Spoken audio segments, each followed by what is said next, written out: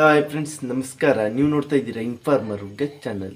ಇವತ್ತು ನಾನು ನಿಮ್ಗೆ ಏನು ತಿಳ್ಸಕ್ಕೆ ಬಂದಿದ್ದೀನಿ ಅಂದರೆ, ಯೂಟ್ಯೂಬ್ನಲ್ಲಿ ನೀವು ಮಾನಿಟೈಸೇಷನ್ ಆನ್ ಮಾಡ್ಕೊಂಡು ದುಡ್ಡು ಮಾಡಬೇಕು ಅಂತೇಳಿದ್ರೆ ನಿಮಗೆ 1,000 ಸಬ್ಸ್ಕ್ರೈಬರ್ಸ್ 4,000 ಗಂಟೆ ಇರಲೇಬೇಕು. ಅದನ್ನು ನೀವು ಯಾವ ರೀತಿ ಈಸಿಯಾಗಿ ಕಂಪ್ಲೀಟ್ ಮಾಡಬಹುದು ಅನ್ನೋದನ್ನು ನಾನು ಈ ವಿಡಿಯೋ ಮುಖಾಂತರ ತಿಳಿಸ್ತೀನಿ ಫ್ರೆಂಡ್ಸ್. ಅದಕ್ಕೂ ಮುಂಚೆ ನೀವು ಇನ್ನೂ ನನ್ನ ಚಾನಲ್ಗೆ ಸಬ್ಸ್ಕ್ರೈಬ್ ಆಗಿಲ್ಲ ಅಂದರೆ ಪ್ಲೀಸ್ ಸಬ್ಸ್ಕ್ರೈಬ್ ಮಾಡಿ. ಹಾಗೆ ಕೊನೆಯ ತನಕ ವಿಡಿಯೋ ನೋಡಿ. ನಿಮಗೆ ಇಷ್ಟ ಆದರೆ ಲೈಕ್ ಮಾಡಿ ಫ್ರೆಂಡ್ಸ್. ಕಮೆಂಟ್ ಬಾಕ್ಸ್ನಲ್ಲಿ ನಿಮ್ಮ ಅನಿಸಿಕೆ ಏನಿದೆ ಅದನ್ನು ಕಮೆಂಟ್ ಮಾಡಿ. ಅದರಲ್ಲಿ ಯಾವ್ದಾದ್ರು ಇನ್ಫಾರ್ಮೇಟಿವ್ ಇದ್ದರೆ ನಾನು ಸಹ ಅದ್ರ ಬಗ್ಗೆ ವೀಡಿಯೋ ಮಾಡ್ತೀನಿ ಅಥವಾ ರಿಪ್ಲೈ ಮಾಡೋಕ್ಕೆ ಸಹ ಮಾಡ್ತೀನಿ ಫ್ರೆಂಡ್ಸ್. ಈಗ ಏನಂತೇಳಿದ್ರೆ, ನೀವು 1,000 ಸಬ್ಸ್ಕ್ರೈಬರ್ಸ್ ಮಾಡೋದು ತುಂಬ ಈಸಿ.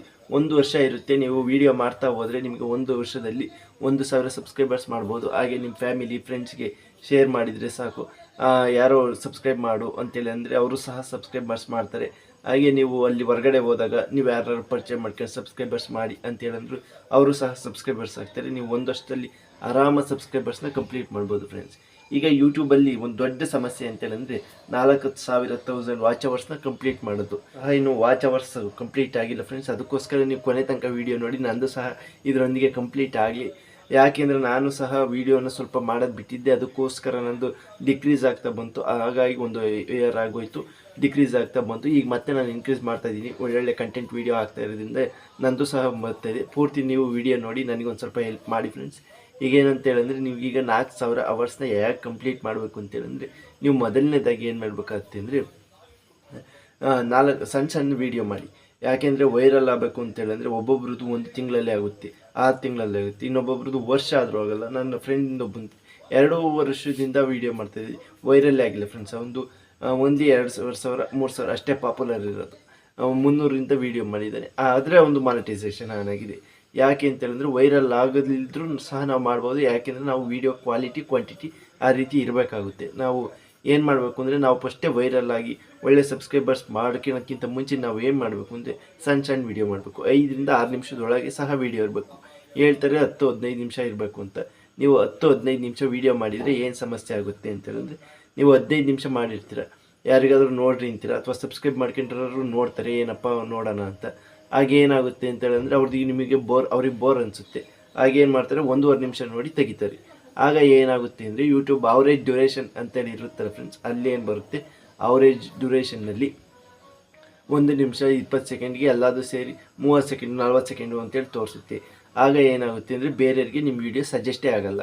ಯಾಕೆಂದರೆ ಈ ವಿಡಿಯೋ ಇಷ್ಟ ಇಲ್ಲ ಜನಕ್ಕೆ, ಅದಕ್ಕೆ ಬೇಗ ಕಟ್ ಮಾಡಿದ್ದಾರೆ ಅಂತೇಳಿ ಅನ್ಕೊತಾರೆ. ಅದಕ್ಕೋಸ್ಕರ ನೀವು ಏನು ಮಾಡಬೇಕು ಅಂದರೆ, ಲಾಂಗ್ ವೀಡಿಯೋ ಬಿಟ್ಟು ಸ್ವಲ್ಪ ಶಾರ್ಟ್ ವೀಡಿಯೋ 5 ನಿಮಿಷದ ಮಾಡಿ. ಆಗ ಅವ್ರು 1 ನಿಮಿಷ ನೋಡಿದರು, 4 ಜನ 1 ನಿಮಿಷ ನೋಡಿದ್ರು, ಅವರೇಜ್ ಡ್ಯೂರೇಷನ್ 1 ನಿಮಿಷ ತೋರಿಸುತ್ತೆ. ಆಗ ಸ್ವಲ್ಪ ಜನಕ್ಕೆ ಯೂಟ್ಯೂಬ್ ಸಜೆಷನ್ ಕೊಡುತ್ತೆ. ಅದಕ್ಕೋಸ್ಕರ ನೀವು ಸಣ್ಣ ವೀಡಿಯೋ ಮಾಡಿ ಫ್ರೆಂಡ್ಸ್. ಹಾಗೆ ಇನ್ನೊಂದು ನೋಡಿ, ಎಲ್ಲರದು ನೋಡಿ, ಸಣ್ಣ ವೀಡಿಯೋನೇ ಬೇಗ ಪಾಪ್ಯುಲಾರಿಟಿ ಆಗಿರುತ್ತೆ. ಅದಕ್ಕೋಸ್ಕರ ಅದನ್ನು ನೋಡಿ ನಾನು ಅಂಕಿಅಂಶ ನೋಡಿ ಹೇಳ್ದೆ. ಇನ್ನೊಂದು, ನೀವು ತಮ್ನೆಲ್ಲ ನೀಟಾಗಿ ಮಾಡಿರಬೇಕಾಗುತ್ತೆ. ಏನು ಮಾಡಿ ಅಂದರೆ, ತಮ್ನೇಲಲ್ಲಿ ಒಂದು ಕ್ರಿಯೇಟಿವಿಟಿಯನ್ನು ತೋರಿಸ್ತೀವಿ ಅವರಿಗೆ. ಇದರ ವೀಡಿಯೋ ಕ್ಲಿಕ್ ಮಾಡಿ ನೋಡಬೇಕು ಅನಿಸ್ಬೇಕು, ಆ ರೀತಿ ಮಾಡಿ. ನಿಮ್ಮ ವೀಡಿಯೋ ಒಳಗೆ ಏನಿದೆ ಅನ್ನೋದಕ್ಕಿಂತ ಅಲ್ಲಿ ಏನು ಮಾಡಿದ್ದೀರಾ ಅನ್ನೋದು ಮುಖ್ಯ ಆಗಿರುತ್ತೆ. ಅದಕ್ಕೋಸ್ಕರ ಅದನ್ನು ಮಾಡಿಕೊಂಡ್ರೆ ನಿಮಗೆ ಕ್ಲಿಕ್ಕಿಂಗ್ ಥ್ರೂ ರೇಟ್ ಅಂತೇಳಿರುತ್ತಲ್ಲ, ಅದು ಬರುತ್ತೆ. ಅದು ಹೆಚ್ಚಾಗಿ ಸಿಕ್ಕಿದರೆ ನಿಮ್ಮ ವೀಡಿಯೋ ವೈರಲ್ ಆಗೋ ಸಾಧ್ಯತೆ ತುಂಬ ಹೆಚ್ಚಿರುತ್ತೆ. ಅದಕ್ಕೋಸ್ಕರ ಹೇಳ್ತಾಯಿದ್ದೀನಿ ಫ್ರೆಂಡ್ಸ್, ನೀವು ಅದನ್ನು ಒಂದು ಸ್ವಲ್ಪ ಟ್ರೈ ಮಾಡಿ.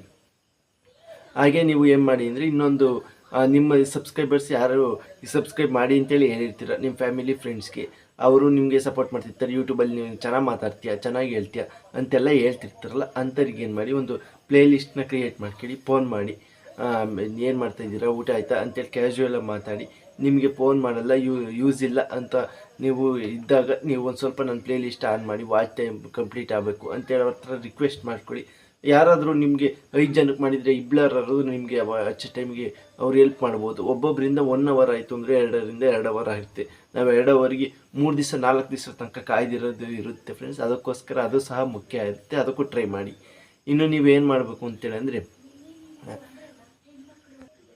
ಮತ್ತು ನಿಮ್ಮ ವೀಡಿಯೋದಲ್ಲಿ ಒಂದು ಒಳ್ಳೆಯ ಇದನ್ನು ಹಾಕಿ. ಅಂದರೆ ನೀವು ಈಗ ಮ್ಯೂಸಿಕ್ನ ಹಾಕೋದನ್ನು ಬಿಟ್ಬಿಡಿ. ಯಾಕೆಂದರೆ ಶಾರ್ಟ್ಸಲ್ಲಿ ಹಾಕಿ, ಆದರೆ ವೀಡಿಯೋದಲ್ಲಿ ಹಾಕಬೇಡಿ. ನೀವು ಸ್ವಲ್ಪ ಈಗ ನಾನು ಒಂದು ಎಕ್ಸಾಂಪಲ್ ಕೊಡ್ತೀನಿ. ನೀವು ಒಂದು ಸೀರಿಯಲಿಂದ ಮಾಡ್ತಾ ಇರ್ತೀರ, ಅದು 30 ನಿಮಿಷ ಇದ್ದಿದ್ದ ಕಟ್ ಮಾಡಿ 10 ನಿಮಿಷಕ್ಕೆ ಮಾಡ್ತೀರಾ.